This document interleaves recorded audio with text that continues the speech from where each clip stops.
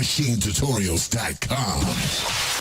Yo, what's good, MT family? This is St. Joe, MachineTutorials.com, here with a video on Maschine and Ableton, but this is a very special use case in that this is for someone that's trying to set up a live situation, and he specifically wanted to be able to control Maschine and play Maschine from the Maschine controller, but also be able to use push to trigger and control Maschine. So what he wanted to do was set up a drum rack to trigger Maschine, and I'm going to show you how to do it. It sounds a little bit more complicated than it is, but we've been going back and forth and just figuring out exactly what he wanted to do. And once I realized what it is he's trying to do, I wanted to make a video just in case anyone else is wanting to do this. Now, why would you want to do something like this? Well, if you have a push, you know that there's a lot of different things you can do with the different devices inside of Ableton. Like, you can go in and use the step sequencer, you can use the note repeat, you can use all these different stuff, macros, different things like that.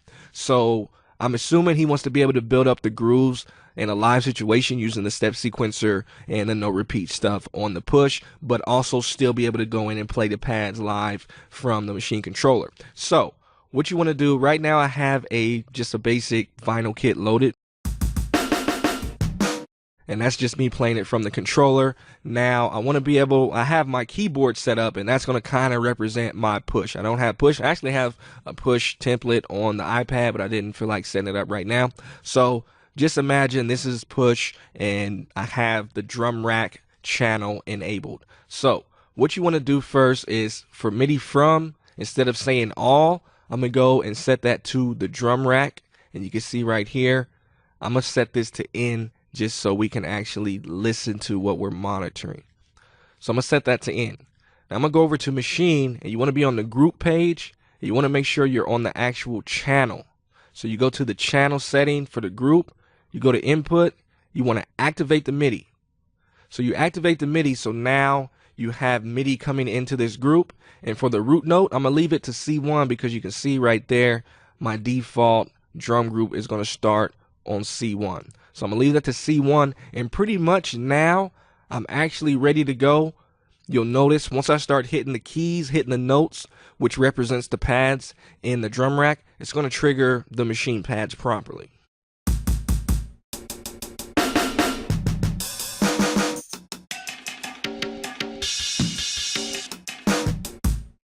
So now you're pretty much set up and ready to go. You could actually go in, and I can record MIDI, I can record clips, directly from here. I can record the clips from the push or the APC Launchpad, whatever you're using. You can go in, and now you can use, the step sequencer on this drum rack and from push. So now you can use the push step sequencer to sequence your stuff directly from the drum rack, and it's actually triggering Maschine. And then you still have control over Maschine in terms of handling it from the Maschine controller. So just so you know, that's me hitting it on the Maschine controller, and then I come over here, that's me on the keyboard, because you see right here, this is the track that's actually active.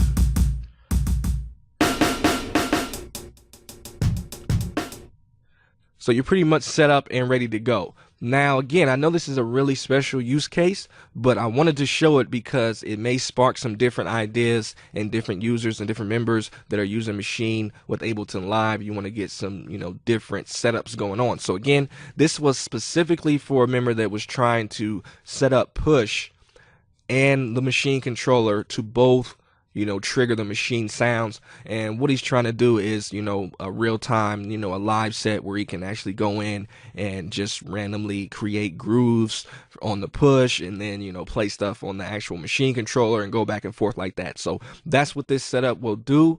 And I just wanted to make sure that everybody understands how to set it up. So again, the main thing is making sure you have that MIDI active for the group, MIDI input, and then setting your root note, because by default the drum racks are going to send the notes, so they start on C1,